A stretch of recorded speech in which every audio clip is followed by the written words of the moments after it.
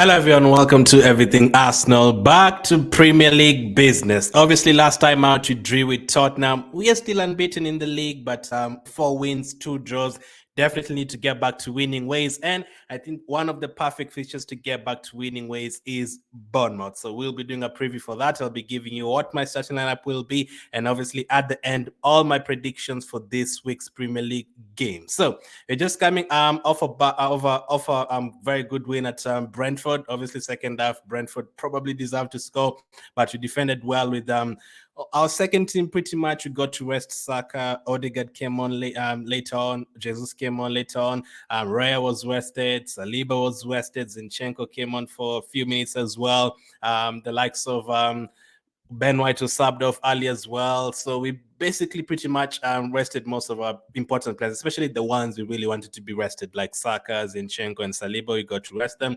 In terms of injury news, we were told that Declan Rice could be back for this game. So let's see if I would start him in this game anyway. We'll talk about that in the starting lineup. The likes of Trossard, Martinelli, and Partey, those ones will be back for the Man City game next week. Remember, next midweek, we have an away game, our first away game in the Champions League for quite a while, away at Lens. I think a decent fixture. So I remember last week saying at home we consider a lot of goals. I'm actually glad that our next 3 games are away from home. Bournemouth, then Brentford, then Bournemouth, then Lens. 3 games that you should definitely win. We've won one out of the first.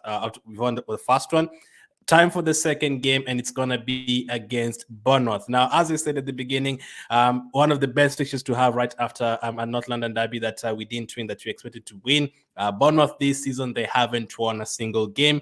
They've played 6 Premier League games. They've drawn 3. They've lost 3. I mean, they've picked up a couple of good draws against West Ham at home. They drew with Chelsea at home. They also went to Brentford and drew, but they still haven't won a game this season. And we definitely don't want this one to be the first one. I remember when he went there last season, absolute scenes, played really well. Saliba scored, I think, our goal of the month that time we played Bournemouth last season. That is when we started believing, like, wow, this one could actually be in a title race, and it actually turned out to be so. So Bournemouth away from home, I would expect a victory in this one. As I say, the likes of Declan Rice could be back, but should we really risk him? At the moment, you do have plenty of injuries with Partey, Rice, Trossard, Martinelli. Obviously, who else am I forgetting? Timber is long-term injury. Even Fabio Vieira is currently injured. I don't know how long that injury is gonna be. But the team that we have, after keeping a clean sheet away at Brentford, away from home, I always fancy Arsenal. So we should go there and make it easy for ourselves and probably even take off players early on to rest them for the Lens game. So I think this is a perfect fixture for us.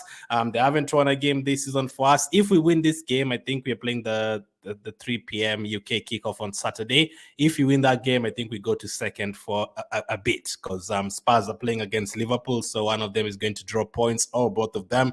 And Brighton have a very tough fixture away at Aston Villa. I think that will be the first game on the Saturday. So we have a chance to get into the top 4 right before a very big game. Next week in the Premier League, it's Manchester City. So you don't want to go into a game against Manchester City having drawn with Tottenham and potentially lost to Bournemouth. You don't want that. You win this game, you go into that game unbeaten just like them. They could easily have 7 wins out of 7 by then. And then you never know. Maybe that could be a first time beating Man City in quite a while. And all of a sudden I think that would be like 1 point behind them. And we are back in the races going into the international break. So let's see how that one goes. But that is next week. This week, it's Bournemouth. We made a lot of changes against Brentford. Most of our first team players didn't feature. The ones that featured for a few minutes. So they got like 20 minutes, Jesus like 20 minutes. So most of them are well rested. And Bournemouth, they don't just park the bus. So sometimes they go forward and try to attack the likes of Solanke. So they will give us a few spaces here and there, unless they just decide to park the bus like Everton did. Basically, I don't expect them to play like Everton did a couple of weeks ago and just park the bus and do nothing attacking wise, just park the bus and don't have a shot. I don't expect that. So I do expect them to attack here and there, and that will open up the spaces for us, which is a good thing. So which lineup would I go for if I was Mikel Arteta, knowing that we rested a few players in midweek? The last game against Tottenham drew. Next up is Lens and Man City. We have a few injuries in the team, but this is the team that I would go for. So in goal is always a discussion these days. Will it be Aaron Ramsdale? Will it be David Dreyer? To be honest, as I've always said, right now, I don't really mind who is starting. Ramsdale has just kept a clean sheet against Brentford, made a couple of very good saves. Raya did the same in the past few games as well. we have Champions League and Man City next up. I would start Raya for those ones, or I wouldn't even mind if we went for David Raya in this one and then give Ramsdale a Champions League game, because I'm sure he's very desperate to play in a Champions League game. I'm sure Ramsdale is, and I think we can still win the game whether we have Ramsdale or Raya in goal. Both of them are very good. But again, will you really give Ramsdale this one and the Champions League game, and then bring back Raya for the Man City game, having not played 3 consecutive games? It's difficult. I'm actually just thinking of that right now because I had this guy in goal. I put Ramsdale in goal, but I'm just thinking right now, if we give Ramsdale this game and then we give him the Champions League one, are we going to bring back David Raya for the Champions League one straight away? I don't know. So for me, I mostly want Ramsdale to play in the Champions League for that second game because he's desperate to play in the Champions League. But I'm putting Ramsdale there. But I'd not be sad about it if Raya started. So it could still be Raya as well. But this is what I want. But as I said, right now, as I'm thinking, I probably I'd go for Raya because I want Ramsdale in the Champions League. But hey, this is actually good. We're actually confused about our goalkeepers. Back in the day, we would be confused about our goalkeepers because both of them are bad. But right now, both of them are good. So I have Ramsdale in the starting lineup, but you could argue I could go with Raya as well. Back four remains the same for me. Nothing too difficult about that one. Zinchenko only came on for around 25 minutes in this game against Brentford in the Carabao Cup, so he is fresh. I wanted him to rest in that one. I'm glad he got to rest. Ben White played for around 67 minutes or subbed off. So Ben White is very durable, so even if he played 90 minutes, he can still play the very next game. Although even for him, just like Saka, he's played so many games, it looks a bit tired, but the difference is Ben White doesn't really play international football and Saka does, so whenever everyone else is going for international duty, Ben White is having like a week's rest, so that is good. And after next week, we have another international break where we expect Ben White to be rested, unless Southgate decides to pick him, which I doubt because I think they had a falling out last time out in the World Cup. Centre backs, Gabriel and Saliba. Saliba got a full rest, wasn't even on the bench against Brentford. That is great. And Gabriel played 90 minutes against Brentford. But then again, Gabriel, at the beginning of the season, he did not start like 3-4 games in a row, so he's still fresh. But then, even if Gabriel doesn't start here and we decide to go for Kivior and Saliba, I wouldn't really mind it. But I think it's better to just stick with the same back four that we're used to. Zinchenko, Gabriel, Saliba, and Ben White, Ramsdale, or Raya, whoever. So that is the back four I would go for. Defensive midfield. Now, Declan Rice could be back. But if he's like 60-70% fit, do we really need to risk him ahead of a Champions League game and a Man City game? I'm sure we can still beat Bournemouth whether we have Declan Rice or not.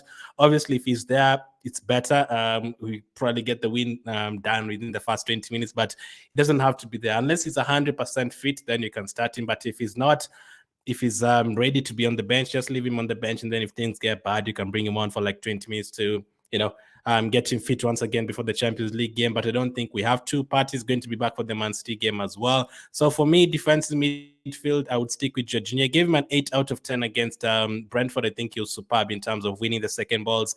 I think he had like 7 out of 8 ground duels won in midfield. He made a few tackles as well. Passing accuracy was decent. Back in the Premier League, obviously in the last Premier League game, he wasn't good at all. He gave away the goal, but hopefully he can bounce back in this one. He captained the team last time out. So Jorginho starts in midfield for me. If things get hard, then you can bring the likes of Declan Rice. But if he's not 100% fit, absolutely no need. Attacking midfield. Now, we know Odegaard definitely will be back, but the thing is with the other position, Trossard is injured. Vieira looks like he's injured. I remember him being tackled a lot in the last game, and then he didn't appear for the Brentford games. I think that is an injury. It's not been confirmed yet, but since he was kicked a lot and he was the medics came onto the pitch like twice to treat him, and then he ended up missing the next game. I think he was kicked pretty hard in the Tottenham game, which I expected. In a derby like that, I was actually saying, wow, you actually started Vieira because Tottenham are physical and they're going to pump you up and they're going to tackle because it's a derby. But if he's back, if he's 100% fit, I would probably go with Fabio Vieira. But since he might not be there and Trossard is not there as well, Smith Rowe, can he play back-to-back games 2 days later? I don't know. So for me, this is what I'd go for. Obviously, Odegaard starts and then Havertz starts. Now, we don't really have too many options there. And I don't think Havertz played badly against Brentford. Yes, attacking wise, still need to see more. He actually created a chance for Nelson. Could have been his first assist for us. But defensively, he's done well so far. Now, we don't know why he was signed. Obviously, most of us expected the goals and the assists, but actually, maybe it's actually signed him for the height and the defensive ability and all that. Because like yesterday against Brentford, like the clearances from the free kicks and the corners were actually decent. So Havertz starts in this one. Hopefully, if he starts, so he gets another chance to start here. Hopefully, he can finally get like an attacking return, assist or a goal. Because in a game like against Bournemouth, I watched them against Chelsea 2 weeks ago. They were very open, especially in that midfield area. They were giving Gallagher a lot of space. So hopefully, Odegaard and Havertz can get that much space, and we can get both of them on the score sheet if possible. So that is the attacking midfield. If the likes of Vieira and Trossard at the back, who knows? One of them could start, but Trossard, I think it's Man City game. That's when he'll be back, and Fabio Vieira haven't had any use at all, so don't really have too many options there apart from those three, since Declan Rice, Patrick recovering as well. Right wing, Bukayo Saka got a rest. He currently has a yellow flag on FPL because I think he also got smashed up a bit against Tottenham. I think he will be back for this, and I think it was a rest, unless if Saka is out, because I've heard that he also kind of has a knock. If Saka is out of this game, then it becomes a bit of a problem, because if Saka is not there, I mean, we can still win, but you're going to be like totally damaged, like potentially not even have any bench power, because if Saka is not there and Fabio Vieira is not there and Martinelli, Trossard, all of them are not there, then becomes a bit of a problem. Now you're going to have to start the likes of Havertz, start the likes of Nelson, and then on the bench you'll have a few youngsters. But hopefully at least one of them recovers, and hopefully Saka is fit enough to start. It makes our job very, very much easier. And I'm happy that he got a rest in the last game against Brentford in the Carabao Cup. So he starts for me on the right wing. Last time against Tottenham, we went to Jesus and Ketty up front. But for this one, I will go for Gabriel Jesus, but I wouldn't go for Nketiah. I'm going to give this guy a start. I'm going to give Reece Nelson a start on the left side. I was impressed with him, especially in that first half against Brentford. And I think he's a decent enough player. I mean, I think he's definitely improved from the Nelson that we knew from 3 years ago. These days, he looks more confident. He can take on players. He's not scared of shooting with the right foot, left foot, from outside the box, inside the box. And whenever he comes on, he actually does have end product. Like last season, whenever he came on, scored or assisted. This season, the first game he started, he scored for us the winning goal in the Carabao Cup. So I would give him another start here, and then Saka on the right side, and then Gabriel Jesus up front. So that is my starting lineup. Ramsdale, Gabriel, Saliba, Zinchenko, Ben White, Jorginho, Havertz, Odegaard, Nelson, Saka, and Gabriel Jesus. Last time against Bournemouth last season, Odegaard was incredible. I think Jesus was incredible as well. But that would be my lineup. And then in terms of the bench, I think this is what you could see. David Raya, again, David Raya, Ramsdale, whoever starts, I don't really mind. Kivio, Cedric, Tomiyasu, man of the match against Brentford, incredible performance from Tomiyasu. Declan Rice, El Neni, Fabio Vieira, Smith Rowe, and Ketty. Now, I've put Fabio Vieira there, but I'm not sure he's going to be fit for this one. If he's not, then you're having to put a youngster there, maybe like a Nwaneri. And also, I've put Rice there, but I'm not sure if he's going to fully recover in time to be in this game. But even if he's like 80%, just put him on the bench. Hopefully, you don't require him. If you're like 2 goals up at halftime, then the Champions League coming up on Tuesday, we can rest the likes of Saka once again. You take off Odegaard, you take off Saka, you bring on Smith Rowe and Ketty or someone, and then we wait for the Champions League game. So that is my what my starting lineup would be for the Bournemouth game. Let me know what your starting lineup would be for my prediction at the end of this video. So next up, let's go to my predictions, but let's start with how I did in terms of predictions last time out. These are my predictions last week. I went for Crystal Palace, Fulham 1-1. It ended up being a 0-0, so I got 1.5 points for that one. Luton Wolves, expected Wolves to win, but Wolves actually got a red card, and Luton got a good point, their first point in the Premier League there. I went for Man City to beat Nottingham Forest 4-1. It ended up being more closer than that. It ended up being a 4-1 win for Manchester. It ended up being a 2-0 win for Manchester City, not a 4-1 win.